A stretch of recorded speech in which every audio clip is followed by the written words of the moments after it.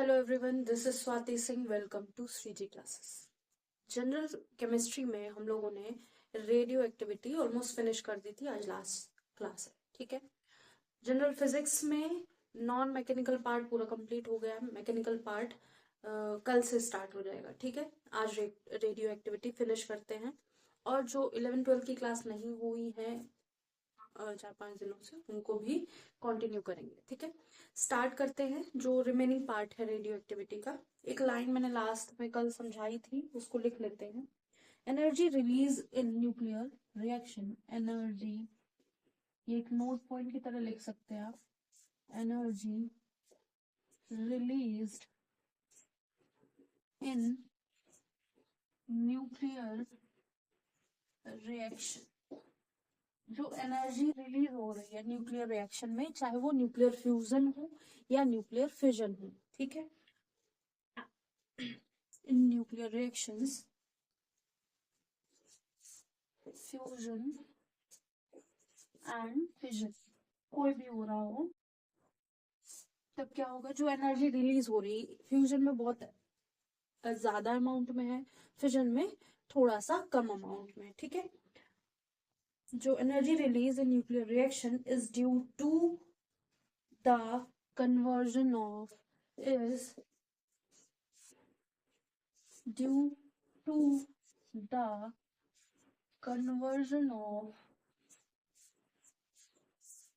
mass into energy। Mass का conversion किस में हो रहा है? एनर्जी में हो रहा है, ठीक है। This is by theory of relativity. और थ्योरी ऑफ रिलेटिविटी में क्या है? E is equal to mc², ठीक है। ये है, तो एक्चुअल में मास होता है, मास ही एनर्जी में कन्वर्ट हो रहा, ठीक है।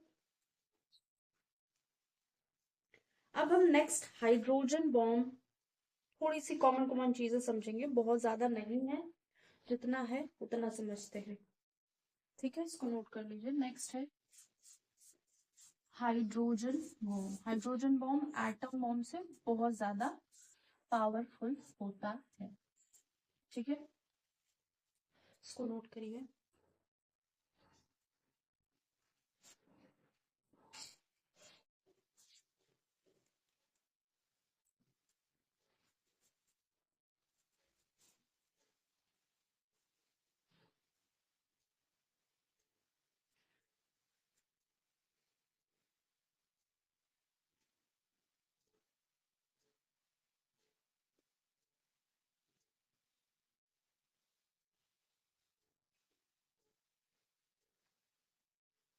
अब हाइड्रोजन बॉम्ब के बारे में बात हो रहा था, तो ये हाइड्रोजन बनता कैसे है?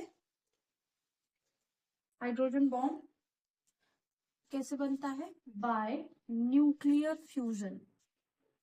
न्यूक्लियर फ्यूजन की वजह से हाइड्रोजन बॉम्ब बन रहा होगा, ठीक है। इसमें प्रिंसिपल या बोल सकते हैं,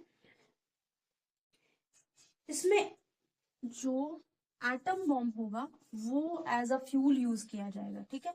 atom bomb used as a fuel, ठीक है। एटम बॉम्ब को एज अ फ्यूल यूज कर रहे हैं, वो जितना पावरफुल है वो, और उसको हम रिएक्ट करा के, न्यूक्लियर फ्यूजन करा के हम हाइड्रोजन बॉम्ब बना रहे हैं, ठीक है। Atom bomb is used as fuel, तो एटम बॉम्ब फ्यूल की तरह यूज हो रहा है, मतलब ईंधन की तरह यूज हो रहा है, ठीक है। और यहाँ पे क्या होगा? यूरेनियम 235, ठीक है। और पीयू क्या होता है? पीयू बोलते हैं, अरे पीयू क्या होता है? प्लूटोनियम का क्या होता है? एक मिनट रुकना। हाँ, प्लूटोनियम ही होता है। पीयू प्लूटोनियम, पीयू जो यूज हो रहा होगा, ये दोनों यूज हो रहे होंगे, ठीक है। पीयू जिसका एटॉमिक मास 239 है, ये दोनों यूज हो रहे होंगे, ठीक है। और यहाँ पे हम एक और बात करेंगे कि यहाँ हाइड्रोजन बॉम्ब में huge energy is release, energy huge amount of energy is released, huge energy नहीं करते हैं, huge amount of energy is released, ठीक है। बहुत ज्यादा अमाउंट में, इनॉर्मस अमाउंट ऑफ एनर्जी, जहां पे जो अनकंट्रोलेबल होगी।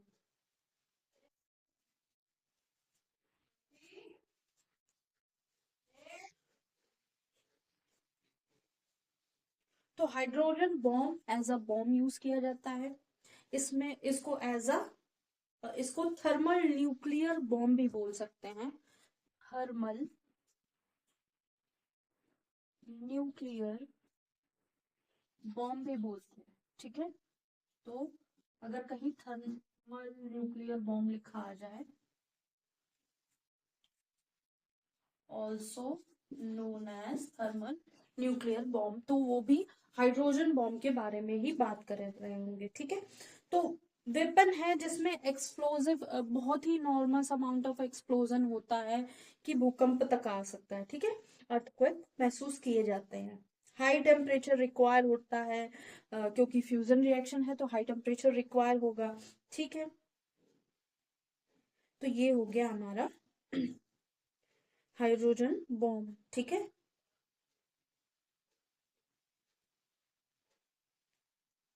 तो हाइड्रोजन बॉम्ब तो नहीं, हिरोशिमा नागासाकी में क्या एटम बॉम्ब फेंका गया था, ठीक है, उसको बर्बाद करने के लिए। और एडवर्ड टेलर ने इन्वेंट किया था, इन्वेंटेड बाय या डिस्कवर्ड, बाय एडवर्ड टेलर, ठीक है। तो ये हो गया हाइड्रोजन बॉम्ब फिनिश। और इसमें बहुत ज्यादा जनरल केमिस्ट्री में नहीं पूछा जाता, अगर कभी किसी को जरूरत हुई तो इसकी थ्योरी बता दी जाएगी आपको, ठीक है। अब हम बात करेंगे न्यूक्लियर रिएक्टर या एटॉमिक पाइल की, ठीक है। न्यूक्लियर रिएक्टर क्या होता है? रिएक्शन तो हम लोगों ने देख ली कि यूरेनियस था, उससे 3 न्यूट्रॉन निकल रहे थे, बहुत हाई स्पीड से निकलेंगे तो उनको कंट्रोल करना पड़ेगा। तो न्यूक्लियर रिएक्टर में एक्चुअल क्या हो रहा वो हम बात करेंगे। होप सो ये नोट कर लिया होगा, इसको रब करते हैं। आज बहुत बड़ी क्लास नहीं होगी, 10 मिनट्स और लगेंगे, ये चैप्टर फिनिश हो जाएगा, तो इसको रब करते हैं। तो अब हम बात करेंगे न्यूक्लियर रिएक्टर, ठीक है। न्यूक्लियर रिएक्टर, या फिर इसको क्या बात कर, इसको बोलेंगे एटॉमिक पाइल, एटॉमिक पाइल, ठीक है। यहाँ क्या है, रिएक्शन वही है, यूरेनियम है, यूरेनियस कहीं हमने लास्ट टर्न पे बोल दिया, यूरेनियस हम यूरेनियम बोलेंगे, ठीक है, तो ध्यान रखना।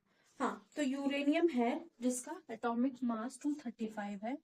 इसका इनिशिएशन हुआ, इसने क्या किया, 3 न्यूट्रॉन को निकाला, ठीक है, रेडिएशंस निकली इससे। अब रेडिएशंस निकली और ये पूरी रिएक्शन किसमें कवर्ड हो रखी होगी, ठीक है, लेड चैम्बर के अंदर हो रही होगी, कवर्ड चैम्बर, मतलब एक बंद डिब्बा होगा, कंटेनर होगा, सिस्टम होगा, उसके अंदर होगा, ठीक है। और ये जो 3 न्यूट्रॉन निकल रहे हैं बहुत हाई स्पीड से, इनकी स्पीड बहुत हाई है, स्पीड इज वेरी हाई, तो इसको कंट्रोल करना पड़ेगा। इसको कंट्रोल करने के लिए क्या लगाया, मॉडरेटर लगाया। मॉडरेटर क्या करेगा, मॉडरेटर कहीं कैपिटल कहीं स्मॉल हो गया, मॉडरेटर क्या करेगा, इन न्यूट्रॉन्स की स्पीड को स्लो डाउन करेगा। जब इन इलेक्ट्रॉन की स्पीड को स्लो डाउन करेगा तो अब ये कहाँ जा रही होंगी, ये लेस स्पीड से आगे जा रही होंगी, जितने भी नंबर ऑफ न्यूट्रॉन्स हमारे जा रहे होंगे। अब हम यहाँ पे लगाएंगे क्या, कंट्रोलर। अब हम यहाँ पे जो कंट्रोलर है वो लगाएंगे, ठीक है। अब कंट्रोलर से हम सारी एनर्जी कंट्रोल कर रहे होंगे। तो ये है एक तरह से न्यूक्लियर रिएक्टर में क्या हो रहा होता है। यूरेनियस होता है, उसका इनिशिएशन होता है, नंबर ऑफ न्यूट्रॉन्स निकलते हैं, बहुत हाई स्पीड से निकलते हैं, उसको मॉडरेटर्स की हेल्प से स्पीड कम की जाती है, फिर इनको कंट्रोलर की हेल्प से कंट्रोल किया जाता है, ठीक है। एनर्जी इज एब्सॉर्ब्ड हियर, कहाँ पे, तो मतलब कह सकते हैं कि यूरेनियस है, मॉडरेटर स्पीड कम करी तो यहाँ पे एनर्जी एब्सॉर्ब हो रही है। Energy is absorb absorb absorb, ठीक है, एनर्जी एब्सॉर्ब। अब एनर्जी एब्सॉर्ब हो रही है और यहाँ पे क्या हो रहा है, रिएक्शन स्टॉप भी हो रहा है। रिएक्शन इज स्टॉप, ठीक है, जहाँ रिएक्शन स्टॉप भी कर जाएगी, ठीक है। अब यूरेनियस पता, अब मॉडरेटर कौन कौन बन सकते, मॉडरेटर वो लोग बन सकते हैं जो स्पीड को रिड्यूस कर सकते हैं, ठीक है, स्पीड को रिड्यूस कर सकते हैं, किसके, न्यूट्रॉन्स की। तो यहाँ पे हम दो मॉडरेटर जनरली पढ़ेंगे। पहला होगा, ये रॉड की तरह होगी, रॉड होगी, सरफेस होगी, D2 हैवी वाटर का सरफेस हो सकती है, या फिर ग्रेफाइट रॉड हो सकती है, ग्रेफाइट की रॉड हो सकती है, जो क्या करेगी, इन न्यूट्रॉन्स की स्पीड को कम कर देगी, ठीक है। या तो हैवी वाटर होगा, क्योंकि हमें स्पीड ऑफ न्यूट्रॉन्स को डिक्रीज करना है, तो यहां लिख सकते हैं मॉडरेटर यूज्ड टू रिड्यूस, कम करने के लिए, reduce the speed of neutron, neutron की स्पीड को कम करने के लिए हमने क्या किया, मॉडरेटर लगाया। और जनरली मॉडरेटर हैवी वाटर या ग्रेफाइट हम यूज करते हैं। अब कंट्रोलर क्या है, use to collect the energy, ठीक है, या फिर use to absorb, used to absorb neutron, neutron को एब्सॉर्ब कर रहा है, ठीक है।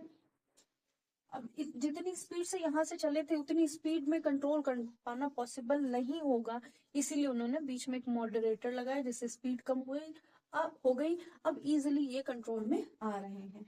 अब कंट्रोलर कौन बन सकता है, न्यूक्लियर रिएक्टर में कंट्रोलर कौन बन सकता है, तो यहाँ पे हम बोरॉन रॉड ले रहे होंगे, cadmium rod, boron rod, cadmium rod, graphite rod भी यूज कर सकते हैं, ग्रेफाइट। तो graphite as a moderator, as a controller use कर सकते हैं, ठीक है। Boron, cadmium, graphite and last is strontium rod, strontium strontium rod भी हम यहाँ पे controller, as a controller use कर सकते हैं। ग्रेफाइट ऐसा है जो मॉडरेटर एंड कंट्रोलर दोनों की तरह हम इस्तेमाल कर सकते हैं हमारी न्यूक्लियर रिएक्टर में, ठीक है। तो हैवी वाटर या कभी कभी कूलेंट, जो कंट्रोलर है वो एज अ कूलेंट होता है, ठीक है। जहां देखा होगा हम लोगों ने, जहां पे न्यूक्लियर रिएक्टर होता है वो पानी के आसपास बनाया जाता है, ठीक है। तो यहाँ पे कंट्रोलर D2O भी हो सकता है और H2O भी हो सकता है, ठीक है। D2O नहीं, H2O लिखिए आप, ठीक है, H2O हो सकता है, D2O, हाँ लिख दीजिए, कोई दिक्कत नहीं है, D2O लिख सकते हैं। हैवी वाटर है, कूलिंग प्रॉपर्टी होगी, ठीक है, वाटर में भी कूलिंग प्रॉपर्टी होगी। तो कूलेंट रखा जाता है ताकि जो रिएक्शन बहुत तेजी से हो रही है, या हमारा जो रिएक्टर है, पूरा जो चैम्बर बना हुआ वो ठंडा रहे, उसका तापमान कम रहे, ठीक है। इन सबको देख के ही न्यूक्लियर रिएक्टर बनाया जाता है। बहुत सारी कंडीशन देखी जाती है ताकि हमारा जो ये रेडिएशंस है वो एनवायरनमेंट को पोल्यूट ना करे, वो ह्यूमन लाइफ को पोल्यूट ना करे, वो पोल्यूशन और ज्यादा ना क्रिएट करे, ठीक है। तो अब ये डिस्कवर किसने किया था? इन्वेंटेड बाय, जो न्यूक्लियर रिएक्टर था हमारा वो इन्वेंट किया था एनरिको फर्मी ने। एनरिको फर्मी, ठीक। न्यूक्लियर रिएक्टर, न्यूक्लियर रिएक्टर जो है वो इन्वेंट किया गया था एनरिको फर्मी के द्वारा।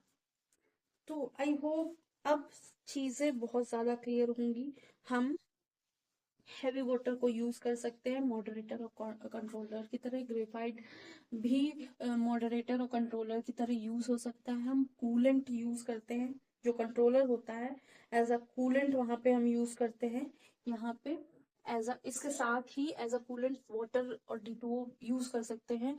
और एनर्जी एब्सॉर्ब कर रहा होता है कंट्रोलर हमारा, तो हाई एनर्जी होगी, बट ये इतनी ज्यादा एनर्जी ये भी रिलीज कर रहा होता है, तो उसको भी कंट्रोल करने के लिए कुछ चाहिए, तो boron rod, cadmium rod, graphite rod, strontium rod हम यूज करते हैं एज अ कंट्रोलर रॉड।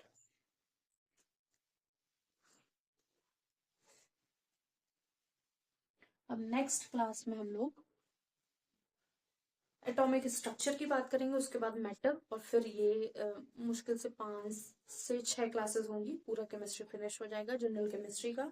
और आज रेडियो एक्टिविटी फिनिश हो गई। अगर कोई क्वेश्चन या कोई भी ऐसा पॉइंट रह गया हो तो हम 100% कोशिश करेंगे कि प्रैक्टिस सेशन में हो जाए। अगर नहीं फिर भी कोई रह जाता, कोई पॉइंट हो सकता है रह गया हो आपके पॉइंट ऑफ व्यू से या मेरे पॉइंट ऑफ व्यू से, तो आप कमेंट करिएगा, हम आपको जरूर बताएंगे। आज के लिए इतना ही। लाइक कीजिएगा, सब्सक्राइब कीजिएगा, शेयर कीजिएगा और बताइएगा क्लासेस कैसे लग रही हैं।